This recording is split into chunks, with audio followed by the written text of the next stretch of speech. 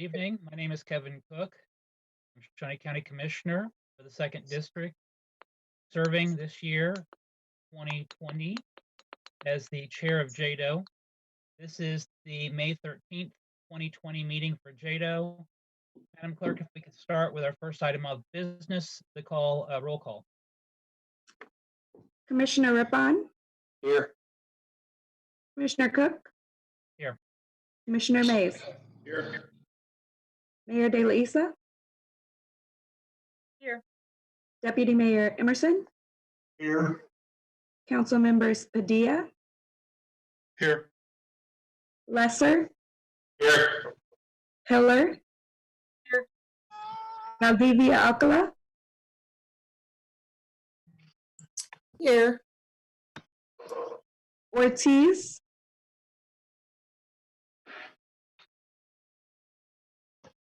Nager, Dobler, Duncan.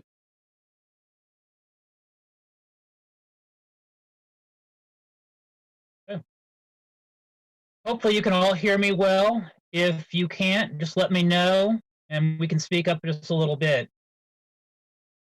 This is a first for JEDO, for us all to have a meeting by electronic means. Hopefully this is not a continued practice and we can all see each other in person shortly. We can start with the first item of business. Item 3A, action item, approval of February 12th, 2020 JEDO board meeting minutes. Has everyone had an opportunity to review the board meeting minutes? And are there any additions or corrections?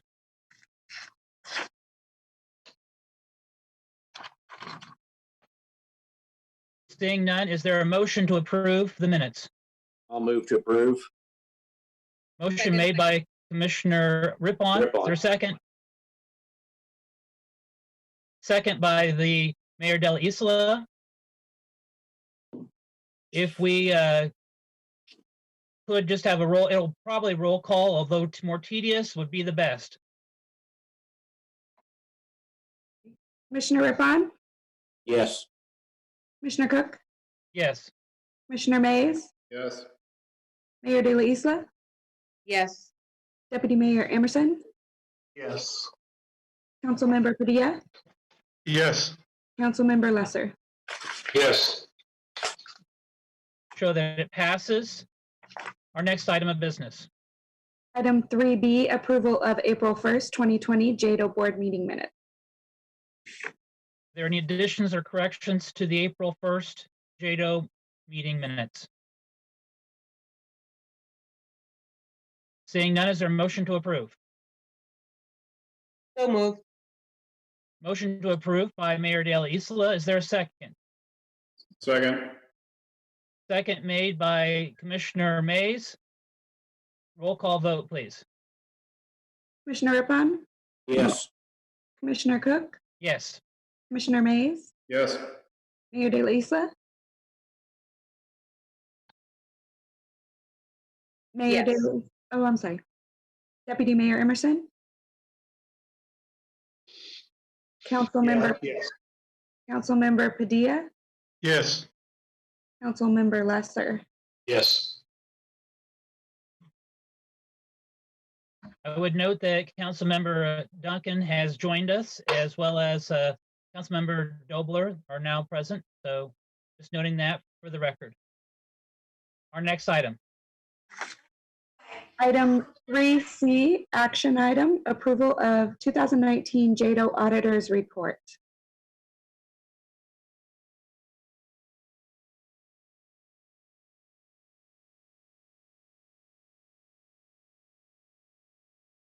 Who is making the presentation of the audit report? I'm Brenda Flanagan with Summers Spencer and Company. Are you ready for me to go ahead, or did you have a staff person? Okay. Well, I'm Brenda Flanagan. I'm here representing Summers Spencer and Company. You engaged us to perform the 2019 audit of the JEDO financial statements. We've completed our audit, and you should have our report in your agenda packet. Just give you some very high level information about the audit. We did conduct it in accordance with generally accepted auditing standards, as well as government auditing standards.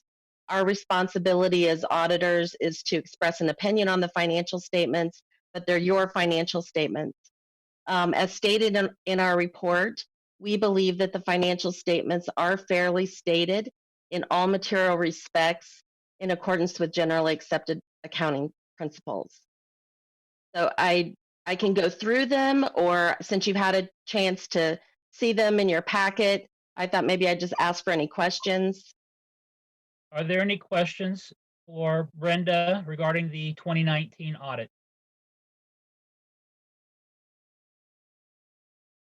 I don't see any this time. Brenda, are there any notes that we should be aware of for 2019?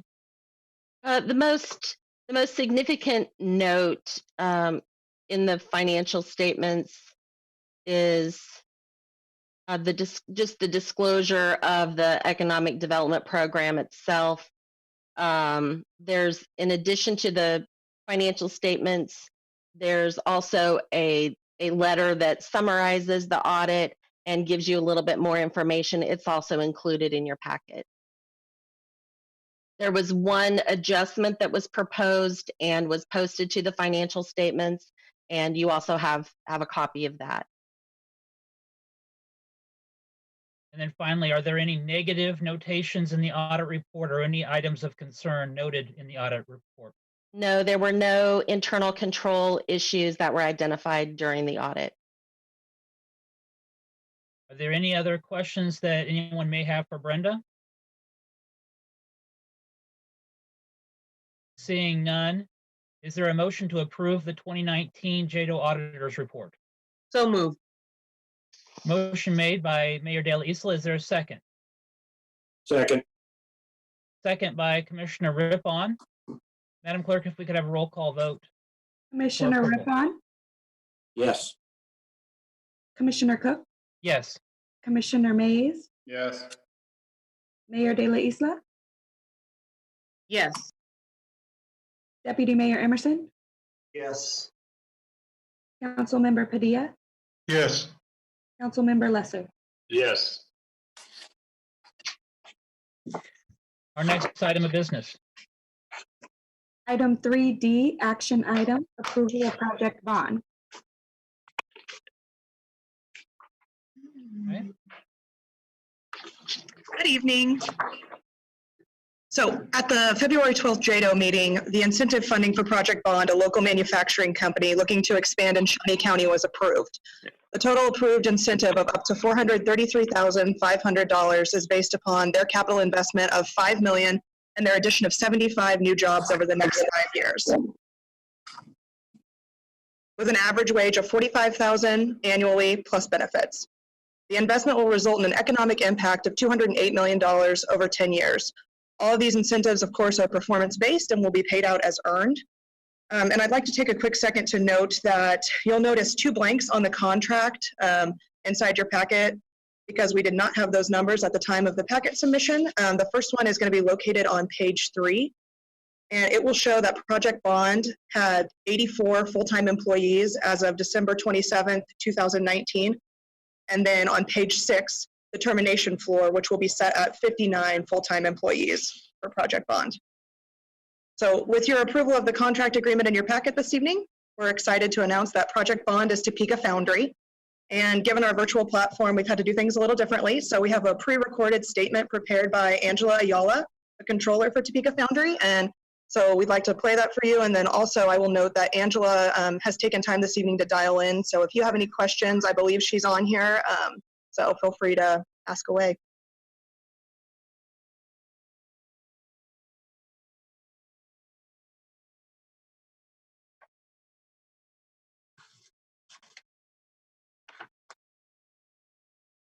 Can achieve that goal is to... Hi, my name is Angela Ayala, controller at Topeka Foundry and Ironworks. We wanted to thank JEDO and Go Topeka for approving the Project Bond tax incentives. Topeka Topeka Foundry was founded in 1876 and has been a strong part of the Topeka and Shawnee County communities ever since. Our goal at Topeka Foundry is to provide employees with competitive wages and benefits and also opportunities for growth. The only way that we can achieve that goal is to ourselves grow and innovate and invest back into our employees, into our equipment, and to our buildings. Tax incentives from JEDO will be used to add 75 new positions in our downtown Topeka locations over the next 5 years. Additionally, we will be upgrading key pieces of equipment, making equipment purchases, expanding our manufacturing area, and expanding our commercial door division. Thank you, JEDO and Go Topeka for helping to support Topeka Foundry in our community. Are there any questions or comments?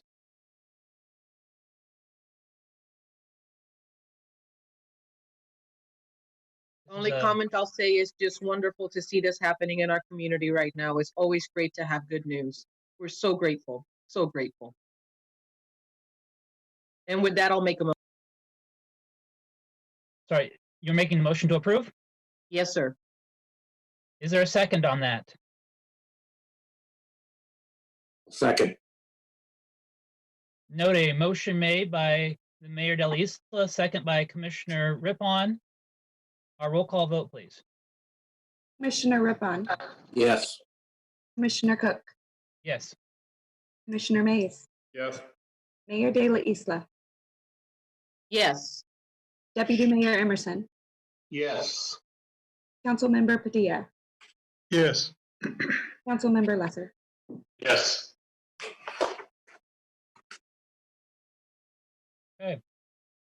Show that it approves. That's great. This is typically the time we would go to take pictures. We won't do that this time. We'll save that for a later time to celebrate. If we can move to our next item. Item 3E, action item, approval of Project Spark. All right, so additionally, at the February 12th JEDO meeting, the approval of funding occurred for Project Spark, which is a manufacturing company with a total capital investment of $6 million and the addition of 167 new jobs over the next 5 years, with an average wage of $40,000 annually plus benefits. The investment is expected to produce up to $400 million in economic impact to Shawnee County over the next 10 years. So the approved incentives based upon capital investment, new jobs, plus training totals up to $847,000. All incentives are performance-based and will be paid out as earned. I'm going to note the same thing. You will see the same 2 blanks in the contract. On page 3, it will be shown that Project Spark had 307 full-time employees as of January 24th, 2020. And on page 6, the termination floor will be set at 215 full-time employees. So with your approval of the contract agreement located in the packet, I'm excited to announce that Project Spark is HME, which is why Kevin Rake is on the call, which we kind of heard earlier, but that's okay. So along with Kevin, we also have the owner, John Haas, is on here to help answer any questions you might have. And then we also have a pre-recorded statement and a little bit of a video that we wanted to share from Kevin as well. You want to play the video first, or do you want to have, Kevin, do you have a preference? Oh, we'll play the video. Okay. Hi, my name is Kevin Rake. I'm the Chief Financial Officer of HME Incorporated. I'm happy to be here today to kind of introduce you a little bit further to HME, kind of who we are, and to thank you for the consideration of the incentives that were being considered. So HME is a locally born and grown company here in Topeka, Kansas by John Haas, native Topekan. Started the business back in 1996 out of his garage. Had a need for some miscellaneous metals to be fabricated and produced for construction companies here locally. While he was working on his master's degree, he came up with a business plan that was HME. And so ever since then, we've been working hard to try to grow, expand, employ more people in the Topeka and Shawnee area. When I look at incentives and some of the opportunities that are out there, the importance for HME is that it takes a lot of our own resources through retained earnings and through local banks that help finance some of our projects to grow. Some of those projects aren't really possible unless we look at other opportunities, incentives, programs that are available either through the state, through the city, through things like JEDO and Go Topeka. So that's why we were so excited to be able to look at this opportunity and see what it could do for HME and our continued growth. Right now, we're looking at doing a pretty decent expansion. Over the next 5 years, we've got plans to grow basically 3 additional facilities right here on our Button Road facility. We're going to start, hopefully, towards the end of this year with a heavy structural expansion to our paint shop and welding facilities here. It's going to be somewhere around 36,000 square feet. It's going to include multiple additions to equipment such as integrated paint lines, welding stations, things that are going to help grow our capacity both in employees and in overall revenue that we can generate as a company. Phase 1 is now under consideration as a result of this specific Project Spark that we're introducing to you guys here. It's going to probably incorporate 40 different welding stations that will be utilized all across our 3 shifts, so a multitude of employees that will be able to be added. It will also add our overall capacity for what will be phase 2, which will be some of our missed metals. So currently we've got a 16,000 square foot facility across the street that we facilitate and use for building handrails, ladders, stairs, and those kind of things. What phase 2 of the expansion would be is to expand that another 16,000 additional square feet of manufacturing space, along with welding stations, equipment, and operators for all that to be able to grow along with the phase 1 structural expansion that we're doing. And then ultimately, the final goal is what we're calling phase 3, which will be a approximately 60,000 square foot manufacturing facility of being able to produce heavy iron structural beams, columns, and those things for the schools, hospitals, and government projects that we are currently contracted to do. We're thinking over the next 5 years, we'll be able to easily meet a $6 million financial investment, as well as reach the goals for employee growth that we kind of laid out in our application. Really want to thank you guys for this opportunity and welcome any questions either through future visits or future Zoom calls. So appreciate the time and thank you. Does anyone have any questions or inquiry of Kevin or John?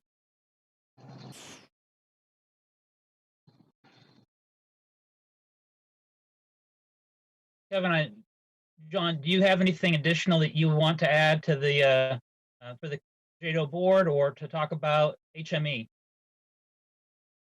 This is Kevin. Just apologize for the video, as I'm more of an accountant than a public speaker, so tried my best there. But just thank you guys for the consideration.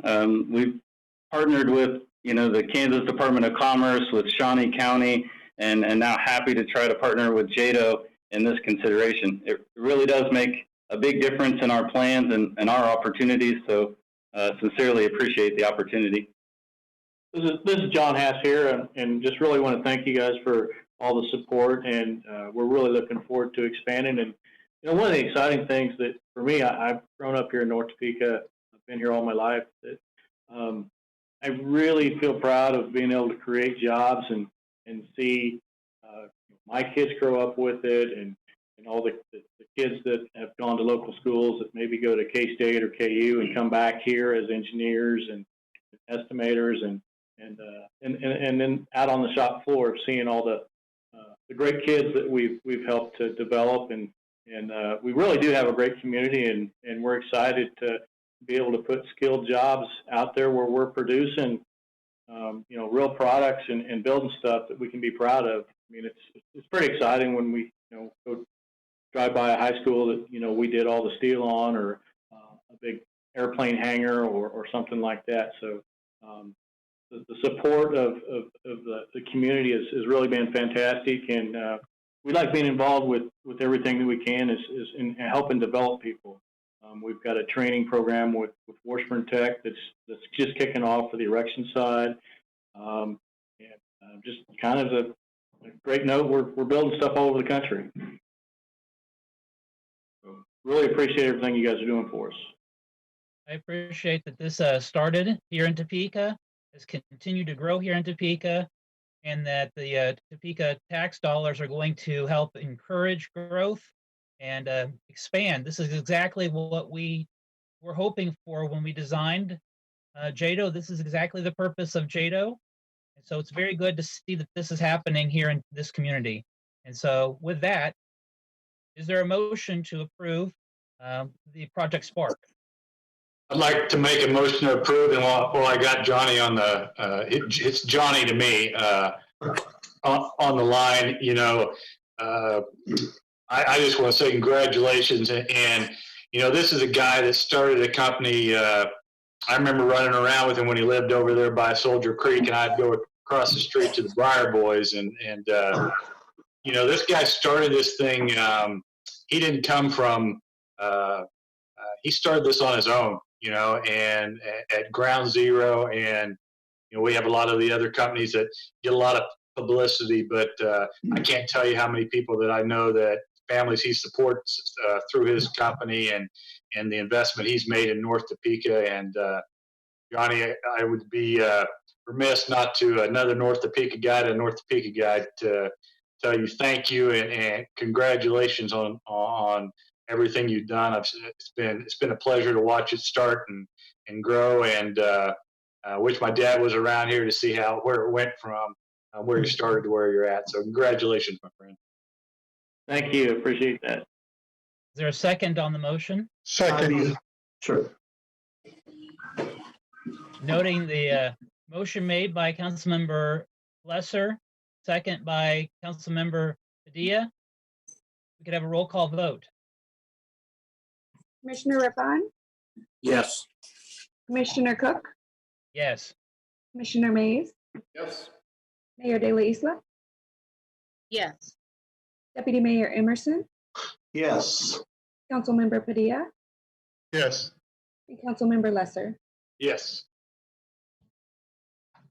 Congratulations. Again, this would be a time when we would take photographs and PR. That time is coming, hopefully very soon. So congratulations, and continue the good work. Thank you.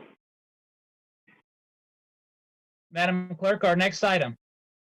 Item 4A, recap of the 2019 financial statements.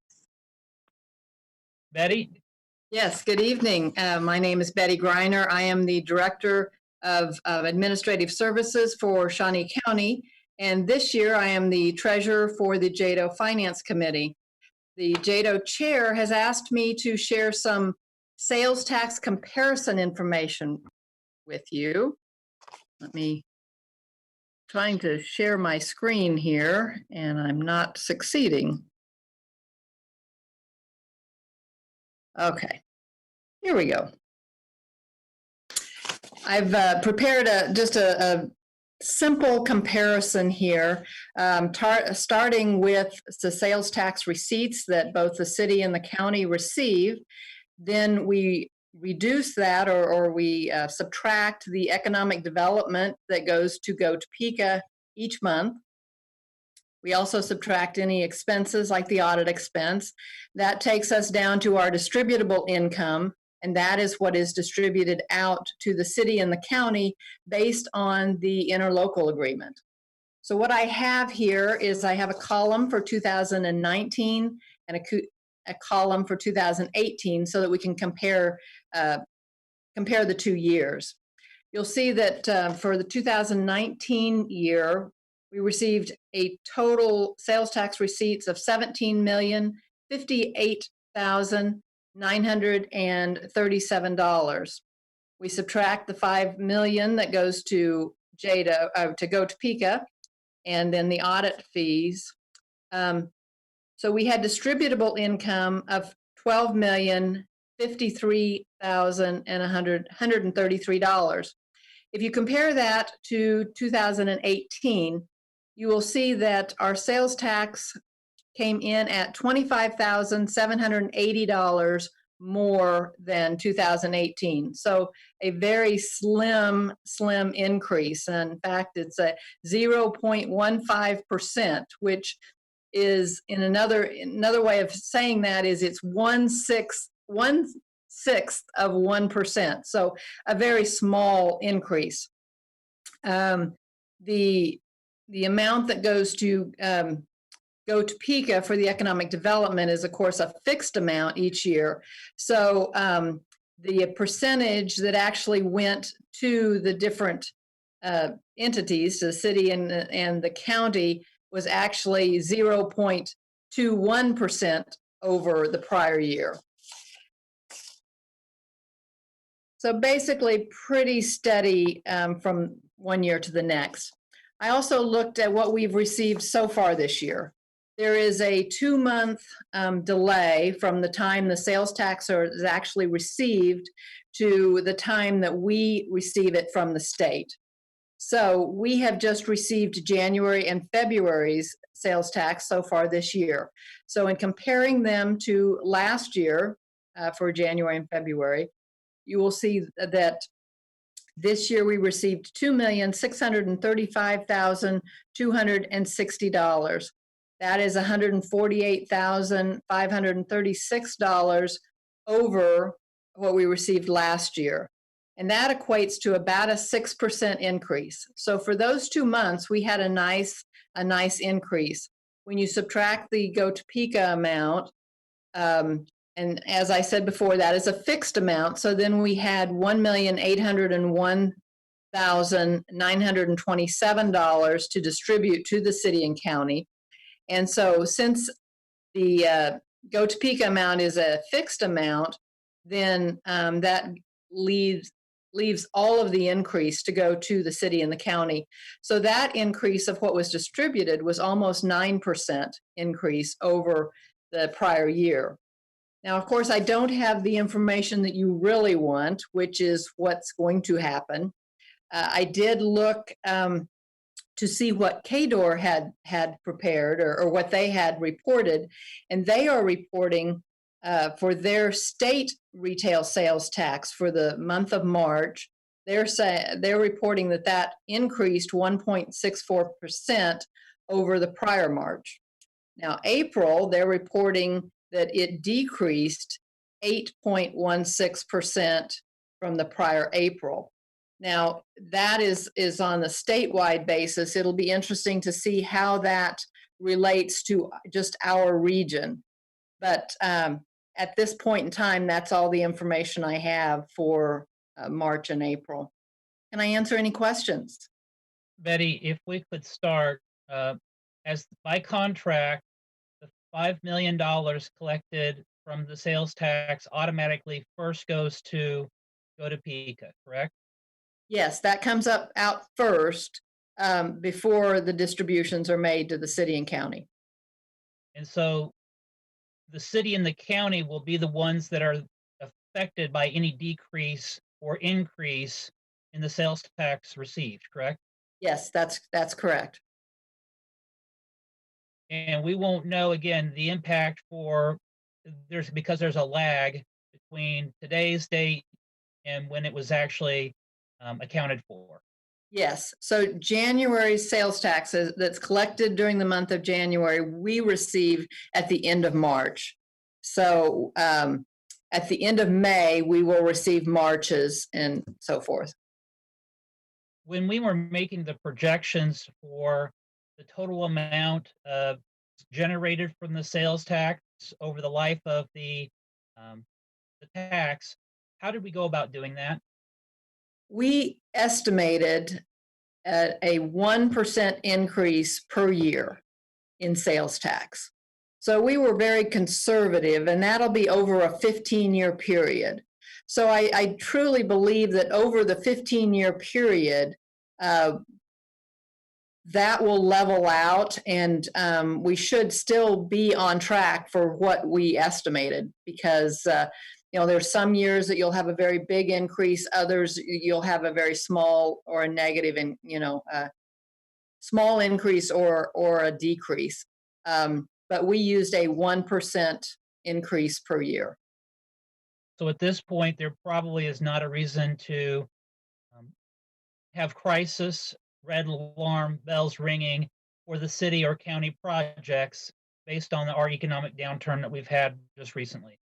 I don't believe so. Not if you're looking over the total 15-year period of this sales tax.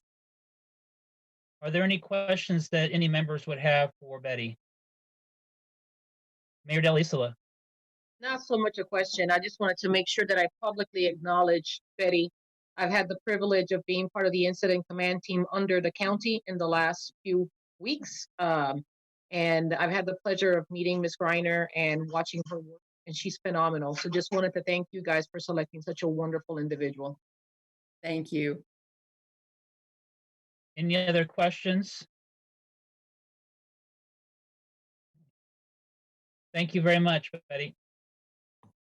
Madam Clerk, our next item. Item 4B, Go Topeka first quarter report. Okay. Hey, that means I'm up. Good evening. I just want to start by saying how exciting it is to announce another 250 new jobs for our community, especially during such trying times. So I don't think they're still on, but hats off to HME and Topeka Foundry and our other existing businesses who are continuing to choose Topeka and Shawnee County as their home. We can't thank you all enough for helping keep our economy more stable than some. So tonight we're here to give you our first quarter report. You have the printed report in your packet, so our team won't be going over things in detail, but we are here to hit some highlights and stand for questions. I'll start off with new business attraction. So quarter one was just nuts. We hosted 5 site visits and worked in an outbound site visits to one of the companies that we've been shortlisted for as well. Really, we spent almost all of our time responding to RFPs that rolled in and prepping for and hosting site visits. So, 5 in that 2.5 month period before we hit COVID time, really just pretty much 2 months, was about 1 every week and a half. And just to give a little bit of anecdotal information, one of those prospects is expected to make a decision in about the next 30 days. And if and when we land that one, it will be fun to share with you some of the extra efforts that we went to help close that deal. Everything from pushing to get creative with numbers and working really hard with Department of Commerce to level out the state playing field. And then all the way up to Matt and our mayor acting a little silly on camera. So for those JEDO members that are involved in our Go Topeka and partnership boards, they got a sneak peek at some of that action, and we'll hope to share that with the whole group later. But really, it's been a great first part of the year, and the first quarter was extremely busy with a lot of activity. A peek into quarter two has shown a bit of a decline in activity, as we would imagine, but we've still seen a few new projects trickle in, a total of 7 new with BRE and new business projects added to the pipeline just since March 16th. So we're still sitting at about 32 new business projects in the pipeline. And we have had a couple that have come in and just canceled their project altogether based on financial conditions and the impact that COVID has had on their businesses specifically. So I think the way we'll do this is I'll just pass it to Barbara and she can talk about Choose Topeka, and we'll all just kind of keep going in line with our presentation, and then we'll stand for questions as a team as needed at the end of the quarterly report. Unless someone has something burning right now that I can answer, I'm happy to do that as well. Any questions? Okay. Not seeing any at this time. Molly, if you want to go ahead and continue. Yep. Barbara's up. Great. All right, thank you, Molly. You should see on your screen now a new website that we have to roll out to you. We had talked, of course, about the relocation campaign. That's a part of the Choose Topeka program, but this is an initial peek at the the Choose Topeka website, the new pages, and the overarching Topeka lifestyle brand that is designed to support our businesses and their recruitment efforts in the community. It also can help provide relocation information for individuals that want to see what Topeka is all about, so that they are able to find what speaks to them as individuals, as couples, and as families. So we wanted to be able to show this to you a little bit, give you the opportunity to see some of what's out there, and you can go out to choosetopeka.com too and play around a little bit more. But basically, you're able to see the types of pages that are in creation, whether it's homes, neighborhoods, the rental options that are out there, from education, as well as the attractions that are in the community, whether it's restaurants, breweries, kind of the arts and international culture and festival that's out there, and still the link to Choose Topeka as it relates to supporting our local employers, like I said, in their recruitment effort. If you have any questions, I am happy to answer those. We just thought this was a great time when we were able to get this in front of you to be able to see the screen. You can notice as I kind of scroll through, there are some coming soons because we're still developing the full site. But if you've got any questions or need information a little bit more than that, I'm happy to answer those as well. Okay. There are questions for Barbara? Looking. Sorry, I'm trying to switch from the shared screen back. That's okay. There you go. All right. So, are there any questions for Barbara? Not seeing any at this moment. Okay. Thank you, Barbara. Thank you.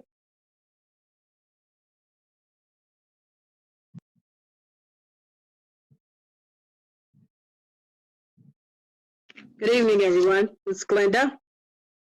I want to share with you what we've been doing over the past quarter. I also want to share this with you. I found this today. It says, this is a season where there's no finish line, only mile markers. And I believe that. I feel that. But what I do know is that our businesses didn't stop just because the world stopped. We have a couple of businesses that are growing, expanding, looking at opportunities. So I want to share with you that the First Opportunity Fund has, during the first couple months of the year, issued 2 loans totaling a loan and a line of credit totaling $90,000. We've had 3 applications. I have 2 more pending, and we'll be at our goal. So it's time to set another goal because businesses didn't stop because the world stopped. Fast Track, we had a slowdown with Fast Track this time around. We had 15 registered for our class, and it was a week right before COVID was announced. And so everybody was excited, and they were getting their work done and looking at opening their business. We were low on retention. We lost half of our class. We went to virtual. Some did not have internet access, and some just said, I'd rather be with my family during this time. 7 graduated out of that class, and so we're very proud of them. A couple of them already had businesses, so we'll be tracking them to make sure that they're stable as well. We also had some slowdown with our housing partnership project. The training design is of the building was on point. It was ready to go. Then we had the delay during COVID, and we're gonna probably pick this back up in the fall. We're still working with the businesses, tightening up a business plan and doing some other things with them. So we're excited about that. And then, as I said, this is a season where there's no finish line. We have 3 companies in our midst that are expanding, and that's the Milestone, a sister to the Brownstone, that's Norseman and Happy Bassett. So we're very, very proud of those 3 companies. Okay. And then just to give you some real quick update on the incentive program. The incentive program is moving right along. They did not slow down either. So there are other businesses that in the community that I'll just keep you informed about as we come before you. New businesses that received incentives was 11 existing businesses, was 37. They totaled about 136,000 dollars in incentives, and then the incentive types include construction, marketing, equipment, but the highest one is marketing and equipment. And so we know that there are new businesses out there that are wanting to tell you who they are and wanting to be seen.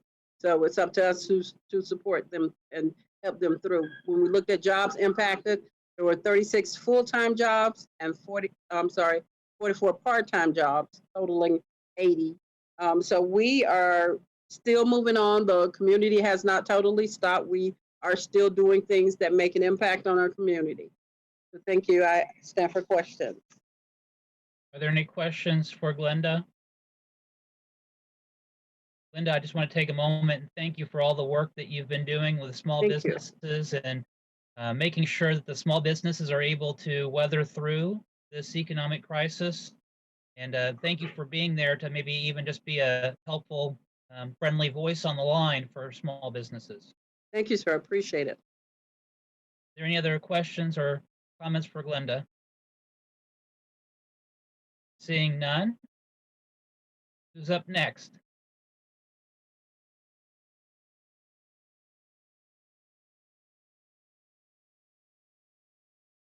Hi, that is me.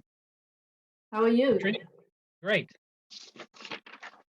Thank you for giving me the opportunity to give you an update on what's happening with innovation. Next slide, please. These are unprecedented times, but as Dwayne Cantrell, chair of our Innovation Advisory Board, very appropriately says, we are as committed to our work as we've been before. We just do it a little differently. And that's the spirit of innovation, finding new ways to achieve goals, even under these adverse circumstances. So in our innovation update, I'd like to focus on two topics. We'll talk about plug and play, and we'll talk about space. For those of you who were able to attend the March 3rd plug and play kickoff event, and be one of the more than 150 attendees, thank you so much for joining us. On that day, Plug and Play, Go Topeka, and Security Benefit co-hosted a conference focused on the future of animal health and of AgTech. It featured panel discussions, fireside chats with industry experts, and a number of startup pitches. Saeed Amidi, you see him there on the right, as CEO of co-founder and founder of Plug and Play, joined us for the event in Topeka and really electrified the audience with his stories of how he built Plug and Play into one of the most active venture capital funds in the world, really. And to give you an idea of the quality of the panelists, just take a look at the picture on the left. So you have Hutch from Plug and Play facilitating the discussion. Then you have on his left, Jesper Nordengard, CEO of Hill's Pet Nutrition. Then Dr. Dan Richardson, CEO Emeritus of K-State Olathe and member of our Innovation Advisory Board. Dr. Tom Overbay, partner at Expedite Animal Health. Lee Bork, Chairman of Innovative Livestock Services, and Kim Young, who's president of the Kansas City Animal Health Corridor. As you can see, we had very strong regional representation across different organizations in the animal health industry. There's even two confidentiality agreements between corporate partners and startups that were signed right at the event at the lunch table. That is the power of convening the right players in a setting that is solely focused on stimulating conversation and stimulating connections. And that's the power and the value Plug and Play brings to Topeka. As a result, yes. Just for a moment, just to make sure that I know that not everybody was at the event at Security Benefit. And just to take a moment and really talk about the impact of that event for our community. When we talk about startup companies, are we talking about businesses that would just come into Topeka, get going, and then leave? Or are we talking about companies that are going to really be establishing roots and having deep ties to Topeka in the long run, what is it that you would see from Plug and Play? And I'm sorry to interrupt. Yeah. I think it's so important. No, I appreciate the question, and it really goes to the heart of why we work so hard on this.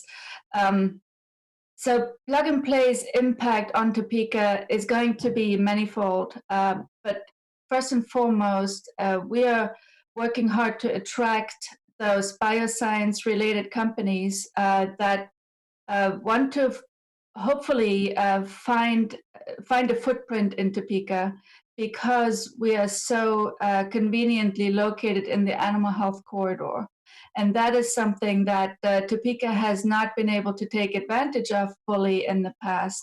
And that's what we've been with the Innovation Advisory Board working towards, to find ways to make it really interesting for companies to consider Topeka and to develop a footprint here. So number one is, of course, programming, just like Plug and Play, that brings us connections to Silicon Valley, brings those companies access to potential funding, but also connect those companies then with talent that we have here in our region and in Shawnee County, talent that comes out of our local businesses, talent that could come out of Washburn or out of other universities in the region. And really that connectivity that Plug and Play provides on a global stage, we want to be that anchor in Topeka and Shawnee County for the region and provide that connectivity to all the players that are coming to Topeka to take advantage of that. So does that answer your question? It absolutely does. And again, I wanted to take just a brief moment and talk about how big of an impact this could have in our community and will have in our community. Right. Not just potentially, but will have. Yes. It is, so it's about job creation, but it's also about creating opportunities for our young people that come out of our school system and universities, and just to be able to connect to that global network that Plug and Play brings. So as a result of the event, there have been, so our next step, of course, is to get the program to launch and to have the first cohort that will participate. And so as a result of the event, there have been 2 corporate partners that are now in contract stage, so very close to signing. They're talking about the language in the contract, basically. And we have 10 additional targets that are in discussions with Plug and Play right now. So we're very confident that we'll be able to kick off the first cohort in a few months, later this summer or in the fall. And that first cohort will most likely be virtual at the beginning, but the intent and all the conversation and update conversations that we have with Plug and Play are always focused on, as soon as the situation, the safety, and the level of comfort that people have with in-person meeting makes it possible, we're going to make these cohorts in person in Topeka. So we're very proud of the momentum that we have been able to maintain during these times when other programs are, postponed or canceled, some of them. And we also take advantage of that new spotlight, really, that this COVID-19 crisis has put on transparency, on food safety, on food supply chain, and so on. So we're kind of piggybacking on that trend as well. And I think it positions Topeka very nicely to move forward. Before I move to my next slide, is there any other questions that I can answer? Any questions so far or maybe comments for Katrin? Not seeing any, but okay. Okay, thank you. Let me give you a really brief update on our progress in creating space and infrastructure that's going to be necessary for Topeka to capture those opportunities that come with programs like Plug and Play. So I've talked in the past about the Innovation Campus, and as a reminder, that is space that we're creating that includes office space and also wet lab space. We have 2 sites under closer consideration, have proposals from 3 developers, and we're ready to kick off a viability assessment for those 2 sites later this month. So I'm very hopeful and confident that we'll be able to share results in our next JEDO meeting in September. In addition, we're also continuing to execute on our strategy to establish a downtown innovation center in Topeka, and that will of course serve as a home not only for startups and entrepreneurs in the biosciences, but also in other sectors and local entrepreneurs. So stay tuned. We'll give you more updates as we progress later this year. With that, if there's any questions, happy to answer. Thank you so much. Any questions for Katrin?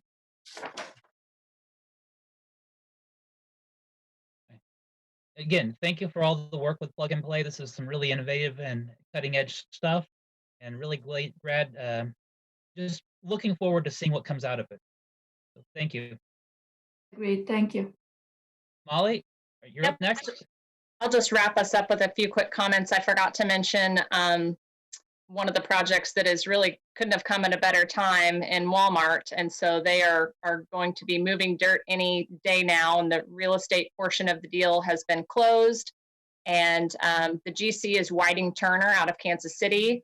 And I've been in conversations with them, trying to connect them to local resources as we can. Here's just an example of a piece of the project. The dirt work itself and the excavation is $30 million, and they are working an aggressive timeline of requiring that to be complete in 100 days. So 1.2 million square feet of excavation work and the surrounding site in 100 days is very aggressive. So as you drive by there should be constant changes with that site, and we will hope to capture some images and keep you up to date as that progresses.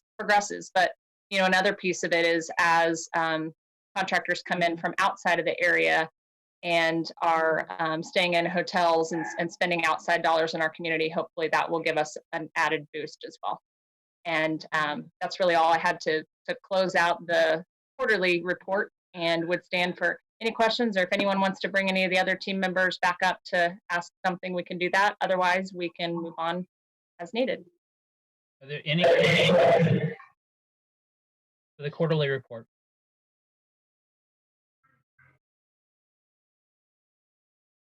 Not seeing any. Oh, Councilmember Padilla.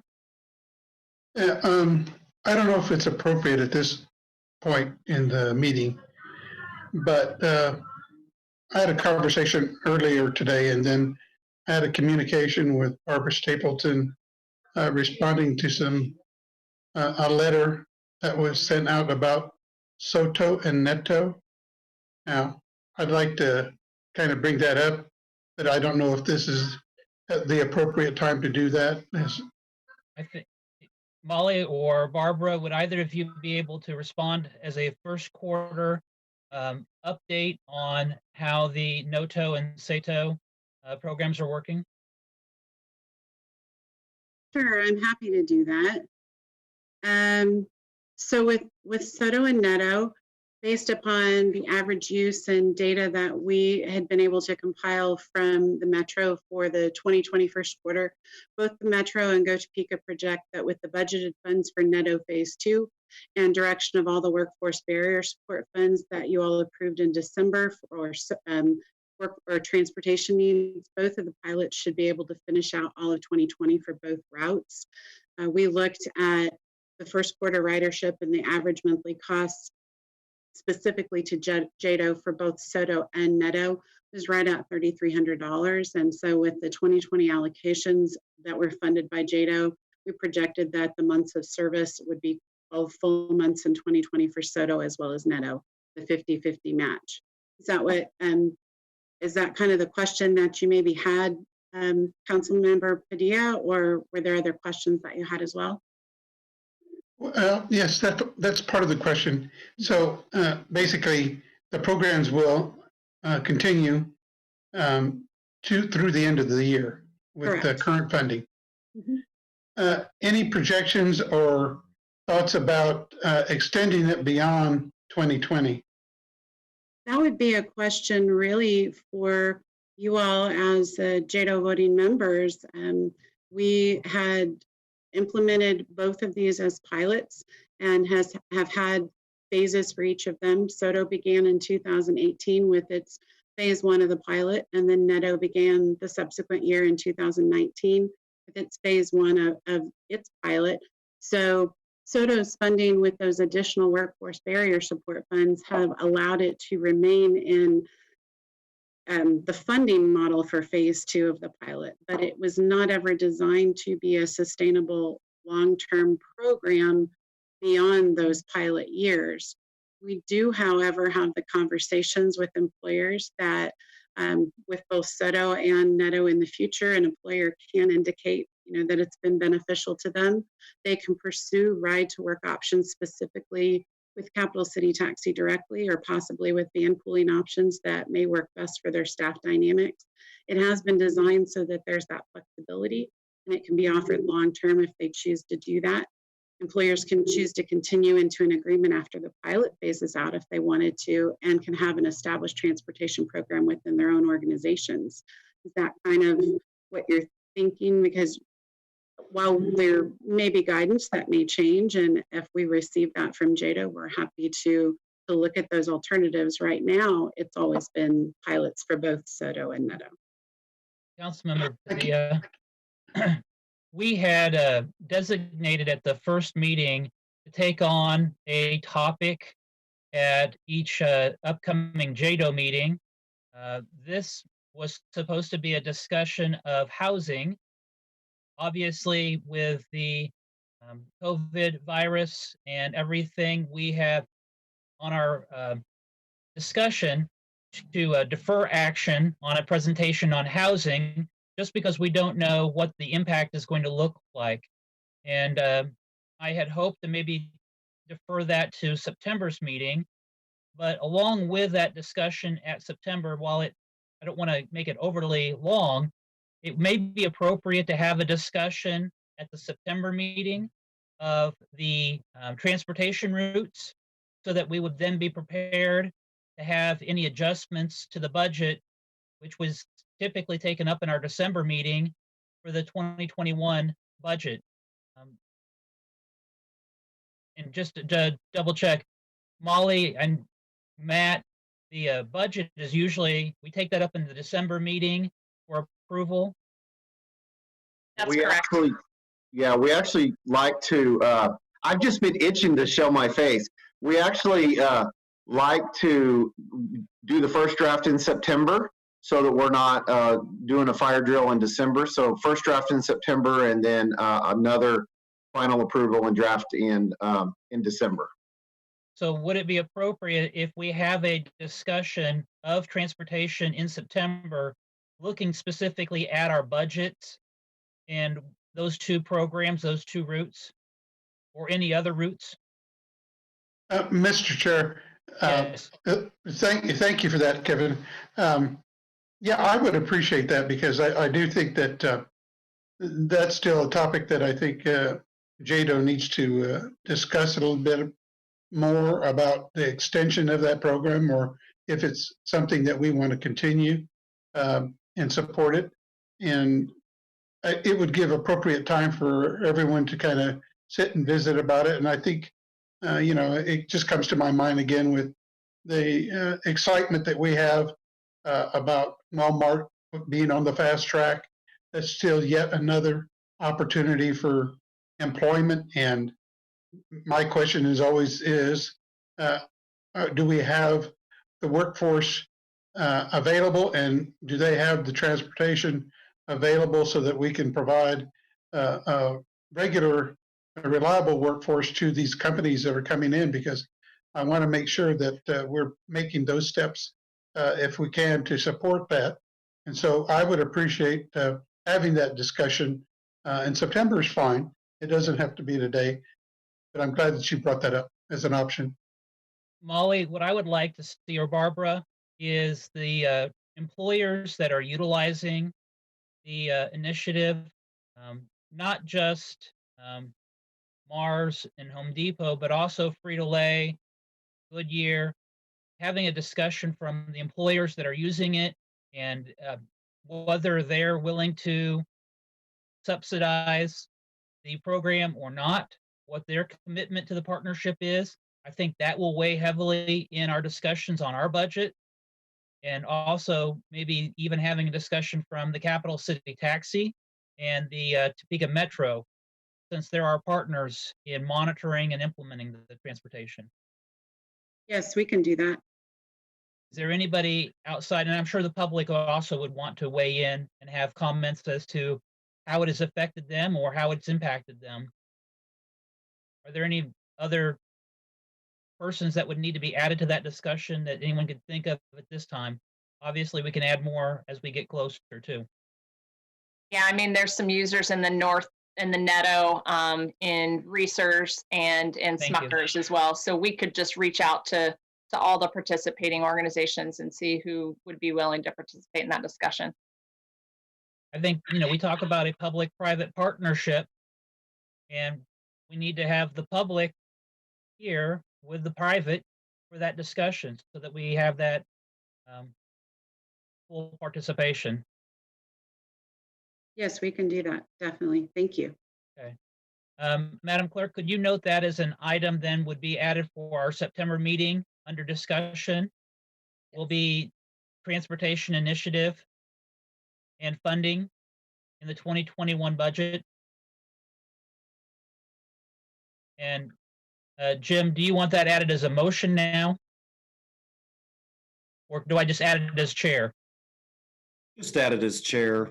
It'll be on it's not really applicable to this meeting, but you're directing the secretary to make sure to include that on the agenda in the next meeting as chair.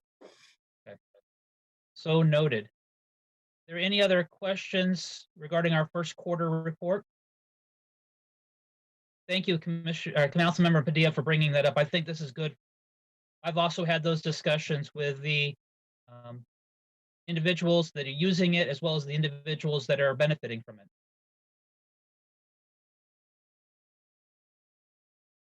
Thank you. All right. Thank you, Molly. And Madam Clerk, our next item. Item 4C, a host program update.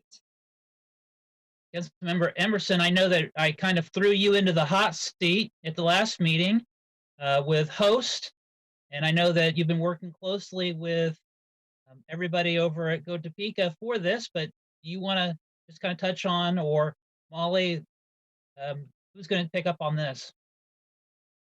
A few of our team members have comments ready, but if Councilman Emerson wants to chime in and kick us off, that'd be great. Sure, I'd be happy to. First of all, there's been a lot, as you can probably imagine, given the pandemic. There has been a lot of applications submitted. We have met now, the group has met 4 times to date. I'll just give you some, I don't want to steal anybody's thunder, but Glenda did send this to me earlier today, so I guess I can share all this. There have been 2 mailouts of checks. We've issued so far 74 checks for a combined total of $249,500. We have an additional $114,000 in checks for the next mail out, which will be here in, I believe, July. And we'll be reviewing an additional 30 applications in the coming weeks. So altogether, I think at this point, we reviewed and approved about 120 businesses for this. And we have another 30 to do next week. Wow, great. Okay, well, I'll continue on here, and then like always, the full team is here to answer any questions. But as you all have probably seen all over the media and hopefully through word of mouth and good stories as well, the host program in total is going great. And even though this first part of the program that I'm going to cover from the private side is not a JEDO program, I do want to share a little bit about the privately funded side and its impact on our community. To date, the private sector has raised more than $160,000, and more funds keep trickling in as people are hearing about this and have the ability to donate as well and seeing the impact that it's making in our community. Funding has allowed the purchase of gift cards from over 118 businesses, with anywhere from 15 to 30 new ones being added each week. So each week we, as staff, are calling companies and letting them know that we'll be purchasing between $3,000 and $5,000 worth of gift cards in $50 increments for them so that they can get those ready to go. And then we get those gift cards and package them in bundles valuing $250, so $5 $50 gift cards, and pass those out to individuals whose employment has been negatively impacted from COVID-19. So that's really the private side in a nutshell. We'll have some images later from just a couple of thank you cards, but each day we receive, a handful of thank yous from either individuals or companies that are just extremely grateful to the community as a whole. It's just cool to see everything that's new that's popping up from this. I know, last week I had the pleasure of receiving a check on the host private side behalf from Advisors Excel. Their team members created the Topeka Strong shirt, and all the proceeds from that are going to the host program as well. So they raised just under $10,000, and that'll keep adding up as more people buy this shirt. So if you haven't gotten your Topeka Strong shirt, you might want to do that and know that your $23 is going toward the host program as well. So that's kind of the piece that I was going to cover, and I'll pass the baton over to Barbara and let her expand. Barbara? Thanks, Molly. Thank you, Commissioner Cook. So yes, with the gift cards, in terms of the submissions of those, this is kind of a multi-tier impact throughout our community through the purchase of the gift cards that Molly mentioned from local businesses. And we've been able, through receiving over 100 submissions from employers throughout the community. We've had over 100 employers indicate that they needed gift cards for their impacted and furloughed workers. And so we've been able to share those purchase gift cards with dislocated and impacted workers in the community when their employers have submitted those cards to help the furloughed employees. And these are just literally a snapshot of a few of the happy faces when you consider that there's 1,400 impacted workers that have received these packets. But the smiles are real. The thank yous that Molly mentioned that we've received from the businesses, now you probably won't be able to see them on the screen, but the thank yous continue to come in each day. And they are not just run-of-the-mill thank yous. You can see there's a lot of text there. They are deep expressions of true gratitude. They're so thankful for these gift cards. But even more importantly, they really recognize that the program is recognizing what they're going through matters, and that there's help and support to acknowledge their struggles during this difficult time. We've been able to, the 1,400 workers like we talked about, but those submissions keep coming in every day, and the employers are grateful, the employees are grateful, and it's making a huge difference. And we wanted to make sure that you saw that and what was going on in the community, because it's powerful. So 1,400 employees have been impacted already? Exactly, yes. 1,400 employees have each gotten a packet of gift cards. There's $250 in gift cards in those packets, values for services, for restaurants, so that they're able to use those gift cards within the community right now. And are we seeing that distributed throughout the entire community, or equally? I mean, it's not just landing in one area. Yeah, yes, we are. We've actually, with all components of this host program, Molly touched on the purchases of the gift cards. I've been working with the employers that submit to get the gift cards for their employees. And then Glenda and Councilmember Emerson touched on the funding in terms of the small business grants. But yes, we are looking at that in terms of where the need is and where the impact is, and it is all over the community. Councilmember Vadiva Alcala.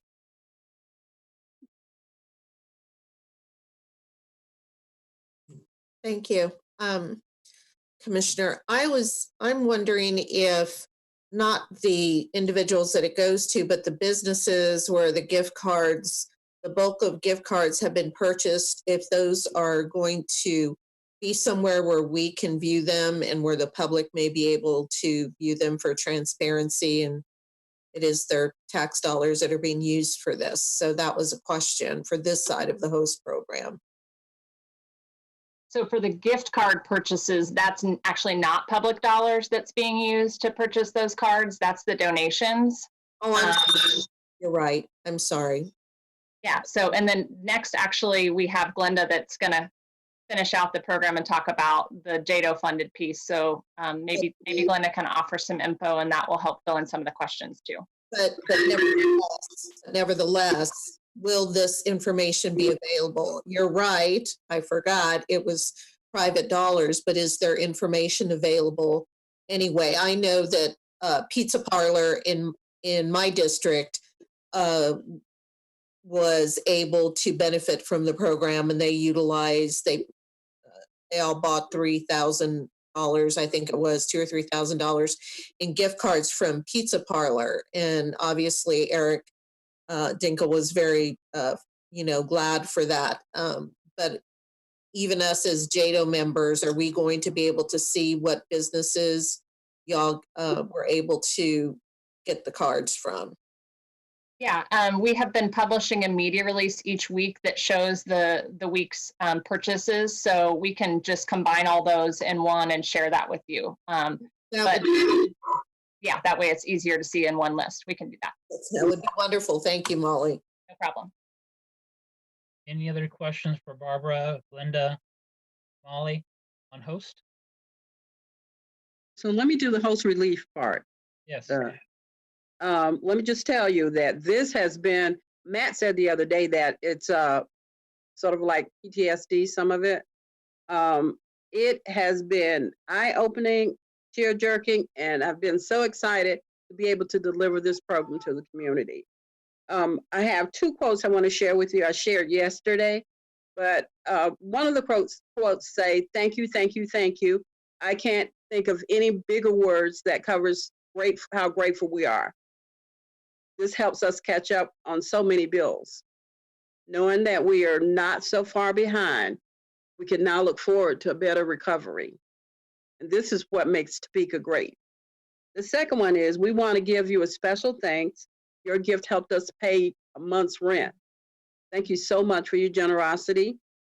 We could not have survived without businesses like you helping small businesses like us. Again, we appreciate you so much. And I think that goes for both sides. You'll hear a little bit about, each time we make this report, you'll hear a little bit about both and how grateful people really, really are. I want to share with you the numbers. And the list of the 74 that Councilman Emerson mentioned earlier, that's out in the paper today. They sent it out in a press release, I think yesterday, or a little bit ago.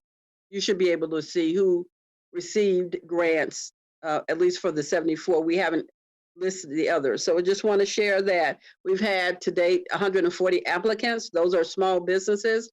Total impact on employees, we've had 1,032 employees. We've disbursed, as Councilman said, $249,500 for 74 grant awards. And so we continuously get calls. So where are they coming from? Where are people submitting applications from? We have the largest number from zip code 14, as you would assume. 04, 03, 08 zip codes. Those are next in line. And so those are the ones with the higher number. We are so excited to be able to spread this all over the county, not just in the community, not just in the city. I mean, it's in the county. And so individuals are very, very excited. And those that we can't reach, others are reaching for us. We appreciate Councilwoman Ortiz. Thank you so much for what you did. Councilwoman Healer, Valdivia Ackler, I appreciate you calling me and emailing me and keeping me on my toes. And then, of course, Councilman Emerson, thank you for everything. All of the rest of you, I'm so grateful. You should be so proud that you are JEDO because you're doing a good thing. Thank you. Thank you. Commissioner Cook, if I could just say one thing. Yes, sir. Thank you. I just wanted to, the committee that I'm serving on, they're just some fantastic people. I just wanted to name them real quick if I could. It's Matt Strathman, Roger Wilson, Tony Blancos, Missy Lackey, and Dana Petrick. And of course, there's Marianne Anderson and Glenda. And I'll tell you, each of these applications, they have tax returns, they have statements, they have P&Ls and balance sheets. It's a lot of information to go through. So these people have put in an inordinate amount of time, and I'll tell you, it's a real privilege to serve with the people on this committee. And it's, as elected officials, a lot of things we do are kind of disconnected. We make decisions and set policies, but it's so great to be serving on something that has such a direct impact. It's been a real privilege. So thank you for that. Councilwoman Ortiz, did you have a comment? You have to unmute.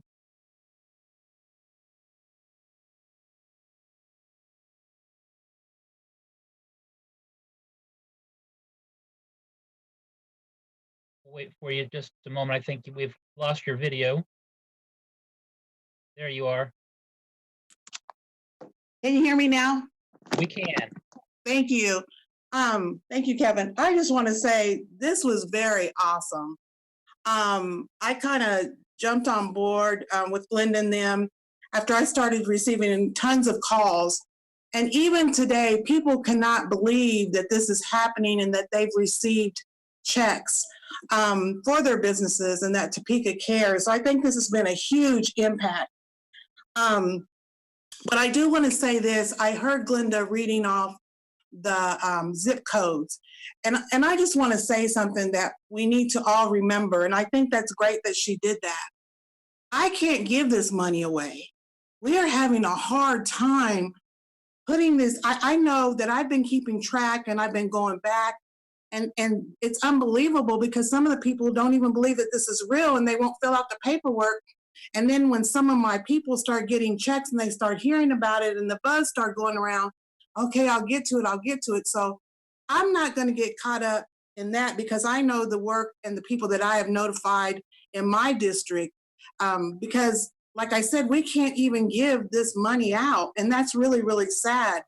So I was told that we're taking applications until June the 21st, I believe. I just want clarification on that. I just want to thank the team for doing such a great job. Thank Tony for allowing me to push him because he wasn't working fast enough for me. And I tell you, the mom and pop shop that I brought up at the last meeting, Chickadees, they were just ecstatic. She could not even talk to me on the phone. She was just in tears. These people pour in their life savings. This is their livelihood. I have another gentleman. He's just ecstatic because nobody's ever given him anything. And he says, I'm glad I'm a Topeka. And that's Topeka proud. Thank you, Kevin. Thank you. Glenda, do you want to talk about the timeline for the program? So first of all, we're not having a problem on my end giving it away. We have people call or email every day. Every day we get probably about 20, 25 applications a week. So we're doing pretty good and we're doing some extensive outreach. I'm calling people that I know, businesses that I know that have been in business for a while and haven't filled out an application. I'm contacting them to see if they need any help. So we're doing pretty good in identifying individuals. That's number one. Number two is we are giving it out in 4 stages. So we'll be contributing to the growth of our small businesses until November. So there will be an issue in July. There will be another in September and then again in November. Councilwoman Ortiz. Thank you, Glenda, for that clarification. When I say we can't give this money out, I have emailed people, I have mailed them applications, and I've looked on your list, and it's still not there. That's what I mean. I don't understand why they're just not picking up on it. Nothing against the team. It's just them trying to get them to fill it out and, Well, I think get it in.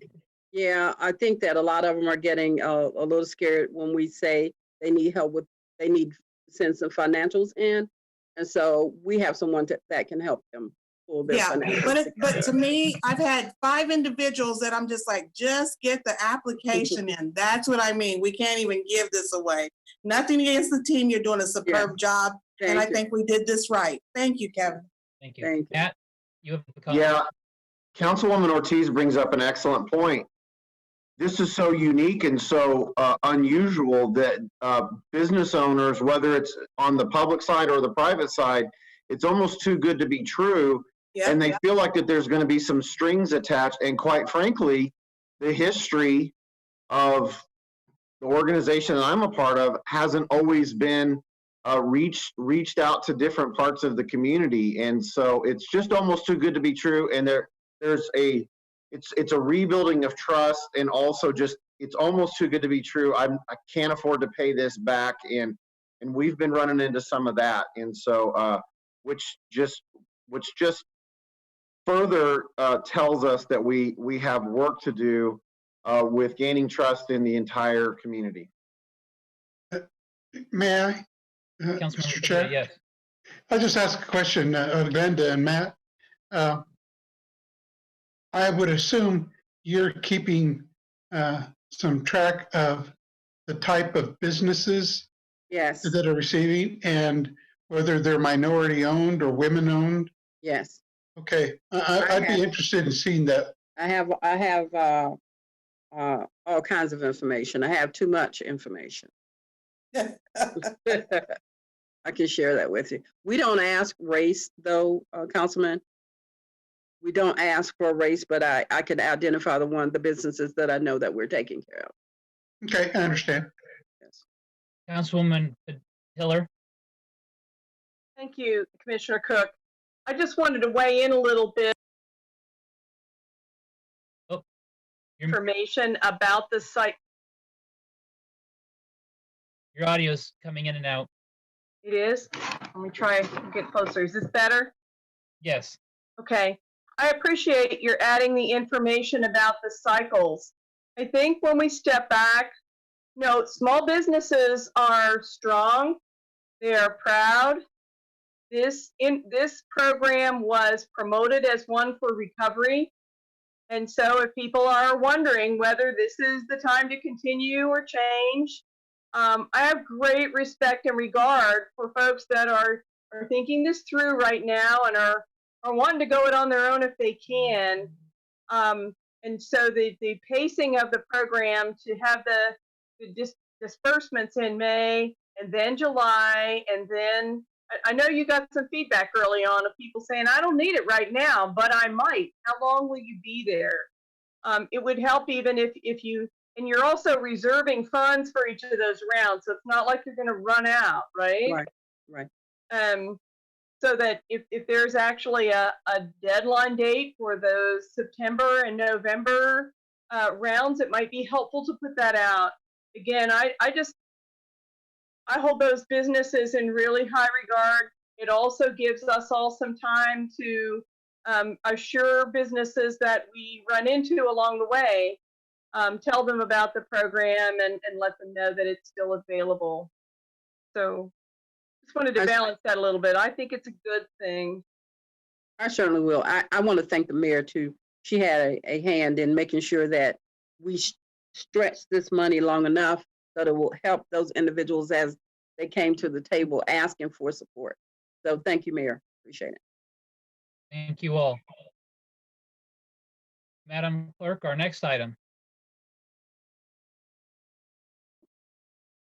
Item 4D, Economic Status Report Update.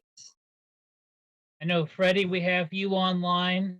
Do you want to kind of tell us where we stand or your perspective as how Topeka and Shawnee County stands with the recent downturns and where we're positioned? Sure, I sure can. Well, good evening. So I would like to discuss briefly a few observations regarding our regional labor vulnerabilities. While the articles I'm going to discuss have in essence similar ideas and objectives, each approach the analysis in different ways. The first one is regarding an article from the Brookings Institute titled "The Places a COVID-19 Recession Will Likely Hit Hardest." The authors map the employment level of an array of industries that are considered at most at risk, and then rank such lists by looking at the share of high-risk jobs within each metro area. The higher proportion of high-risk jobs in a region, the more vulnerable a metro area could be to a recession due to COVID-19. Next slide. So in this slide, I represent the ranking of their data, where the red MSA's boundaries are the most vulnerable, followed by the ones in yellow. Finally, the green metro areas are the least vulnerable. In their research, Topeka was ranked 346 out of 382 metros, meaning Topeka is not as vulnerable as other metros in the United States. The data showed that approximately 12.4% of all the jobs in Topeka are considered high risk. So the box plot chart, the one right next to the map, shows that the median share of all high-risk jobs in all the metros is approximately 15%. So based on that, we can conclude that Topeka it is within the lowest quartile of all the metro areas in the US regarding potential risks. Okay, so let's move to the next slide, please. So this slide shows the data created by a team of economists from Chamorro Economics and Analytics. The article is called "How Vulnerable My Region's Economy to COVID-19." The team of researchers rank each MSA according to their proprietary COVID-19 Economic Vulnerability Index. The index is based on a model of potential job losses due to COVID-19 outbreak in the US. The forecast models assumes employment in industries within each region would change at a similar rate as the employment in the national industry. The projection estimates that unemployment in the US would increase by 22 million due to COVID-19, with over half of those jobs lost in hotels, food services, and entertainment industries. An average vulnerability index of 100 represents the average job loss expected in the US. Higher scores indicate the degree to which job losses may be greater. An index of 200, for example, means that the rate of job loss can be twice as large as the national average. Conversely, an index of 50 would indicate a possible job loss of half the national average. Based on their data, Topeka has an index of 78, and it was ranked 372 out of 384 metro areas, implying that Topeka is once again significantly less vulnerable compared to other metros in the US. This map shows the same idea. That's the one as the previous map, where the red metro boundaries indicates more vulnerable areas, followed by the ones in yellow and the ones in green. The bar chart below shows the index range of all the metros is between 69.5 to 187. And it shows where Topeka is located within that distribution, left to right, where less in this case will indicate less vulnerable areas, and right indicates more vulnerable metro areas. So I would say that overall, some of our industries are less susceptible to high disruption due to the pandemic. This is primarily due to the industry mix that we have in the region. At the same time, I have to say that we cannot forget that a significant proportion of the population do work in those high-risk occupations. So we must keep that in mind as well. Freddie, if I could, you could talk about those businesses that you're alluding to.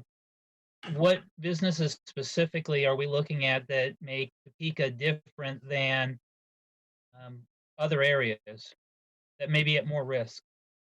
So, to answer that question, let's look at the businesses that are in high risk. So, in most studies, it's estimated that occupations in food services, entertainment, tourism, those kind of industries will take the biggest toll.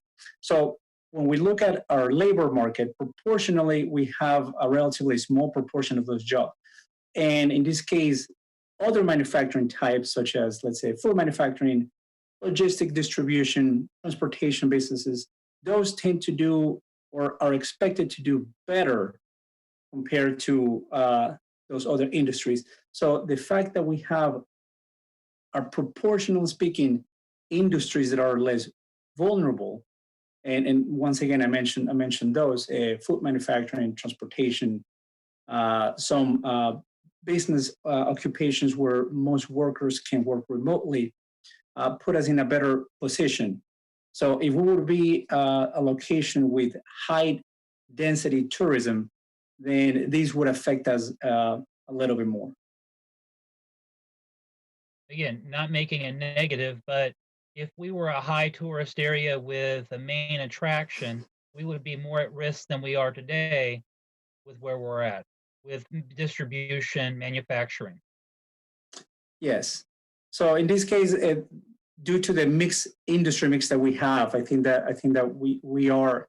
It is believed that we will not be we're not as vulnerable as other areas, as other regions.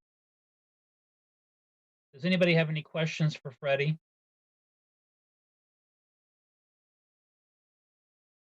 All right.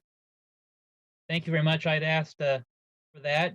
I think it's important for us to keep an eye on where Topeka is situated in Shawnee County and how we stand ranked across the nation with other communities as we look at economic development for our community. Our next item. Item 5A, housing discussion.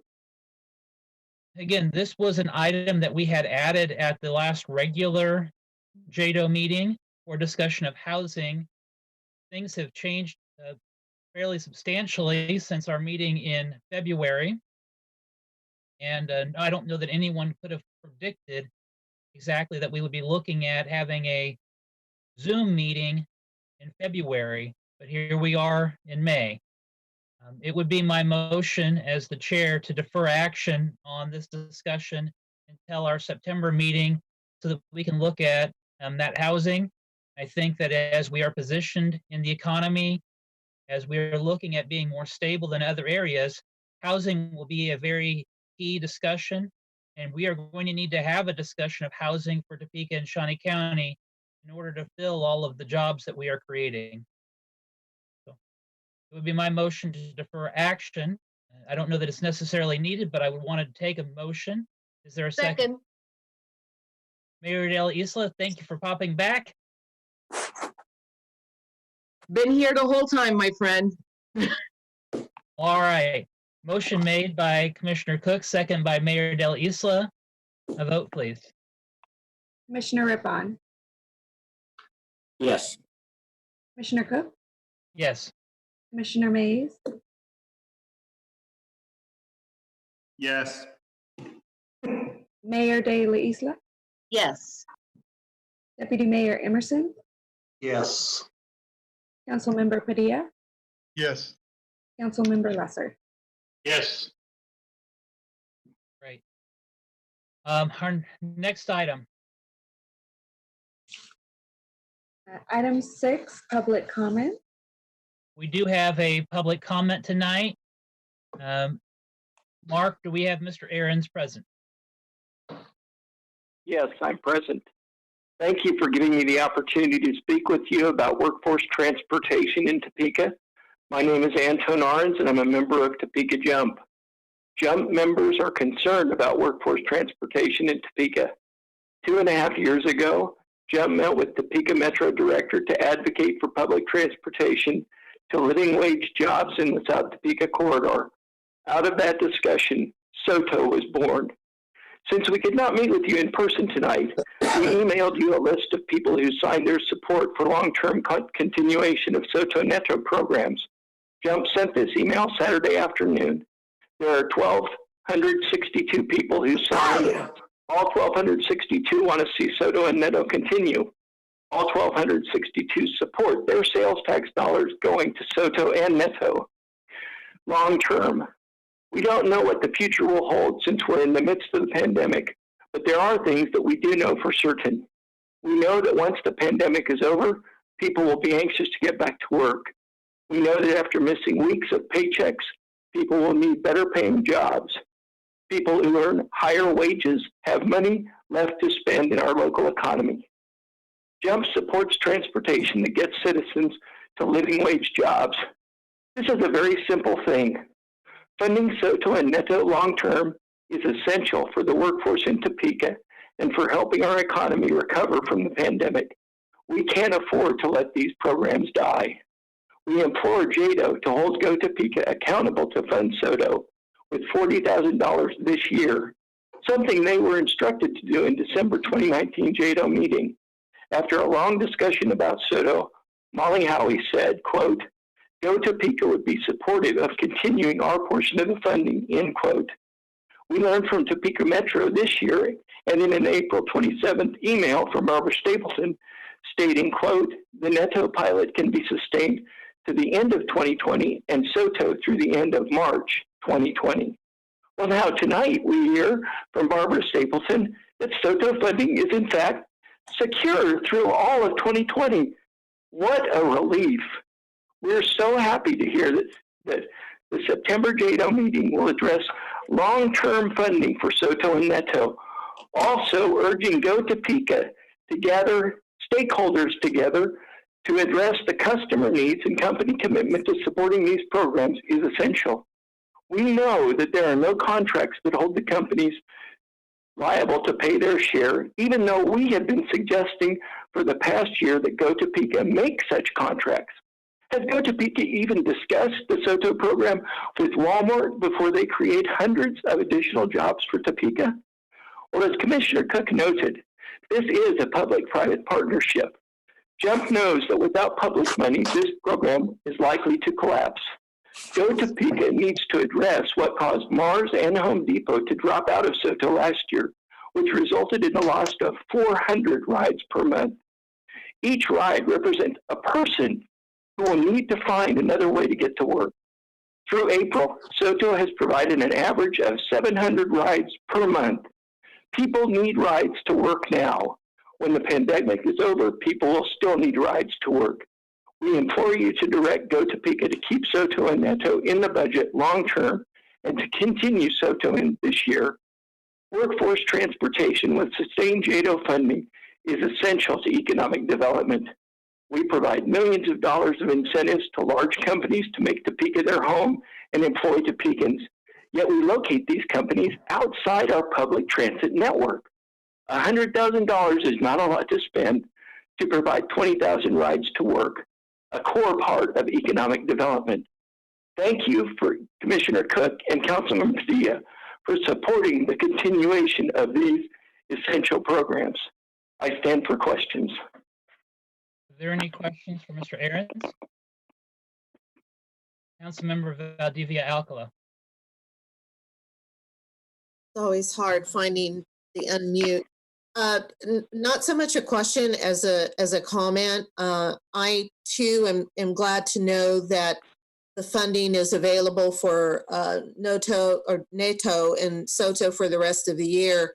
You know, Commissioner Cook and Barbara Stapleton and some others got involved with this Topeka Jump email because there seemed to be actually quite a bit of ambivalence. I didn't know if it was continuing, if SOTO was continuing or not. I agree with you, sir, when we talk about all the incentives that have into corporations, the incentives, the tax breaks, everything that helps draw businesses here to get Topekans better jobs should come with the commitment to help those that need help getting to their jobs. And at this point, when we're talking about $40,000, when we're talking about, very large corporations that do very, very well, even through times of pandemic, I really believe that what we're looking at is nickel and dime. And I also believe that there should be a strong push for contracts and obligations so that JEDO does not continue to carry this into the future, but make sure that the programs are in place to get people to their jobs. So I applaud Topeka Jump's continued commitment and push for justice in that way for workers. So thank you for coming forward with that tonight. Certainly, and we will continue. It was very heartening, I might add, to hear tonight that there were Topeka companies that are going to benefit from economic development dollars. And I don't know much about those two companies, but that's an excellent, excellent news from my point of view. I'm not speaking as representative from Jump in that, but we need to continue to work to get people to work. Not everyone has cars. Thank you. Very good comments. And again, this will be good. Mr. Ahrens, if you would be able to be present at the meeting in September, as I know that you will be, and to have input from the writers that are benefiting from the program, to have comments or express their comments through emails before the meeting in September as part of our discussion. Yes, you've just been emailed today comments from writers on like just review sheets that the writers were able to sign out as they rode in the cab to work. And I hope that you'll take a look at those, but certainly we will be present at the next JEDO meeting. I will be there, and I'm sure I'll bring along some of my friends from Topeka Jump, and we will do our best to round up a few writers to come and speak to you as well, if that's your desire. Thank you. Are there any other questions for Mr. Ahrens? And it's Ahrens. I'm Mr. Ahrens, I apologize. Thank you. Seeing none. Our next item. Item 7, reminder of the 2020 JEDO board meeting date, which is September 9th and December 9th. Okay. Is there any other items to come before the board tonight? No. Seeing none, we are adjourned for our first Zoom JEDO meeting. Let us hope that we can get back to normalcy at the next one by September. See you all soon. Nice job, Mr. Chair. Thank you.